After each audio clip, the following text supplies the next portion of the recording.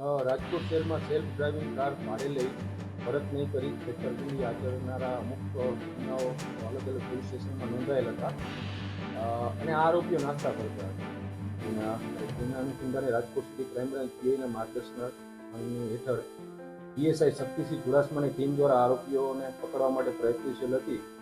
ત્યારબાદ technical surveillance અને human ઇન્ટેલિજન્સની મદદથી આ ગુનાના બે આરોપીઓ દર્પણ મનસુખલાલ મણવર કે જે રાજકોટનો રહેવાસી છે, આ ઉપરાંત આમિરભાઈ અસલમભાઈ વોરા કે જે સોજિત્રા જિલ્લા આણંદ રહેવાસી છે, બંનેને બે મહિન્દ્રા થાર ગાડી સાથે પકડવામાં આવે અને આ ઉપરાંત આ આરોપીઓ ઉપર માલવિયા, ગાંધીગ્રામ તાલુકા અને યુનિવર્સિટી કોર્ટમાં આવા અલગ અલગ ગુનામાં એમને પકડવામાં કરી વધુ તપાસ માટે સોંપવામાં આવે. દર્પણ મનસુખલાલ વોરા પોતે સેલ્ફ ડ્રાઇવિંગ કાર અહીંયાથી ભાડે મેળવતો હતો.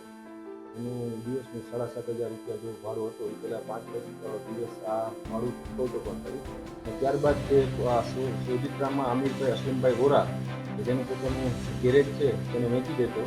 આમિર અસલમ વોરા એમાંથી જીપીએસ કાઢી નાખીને આ ગાડીને બારોબારના રાજ્યમાં વેચી દેતો.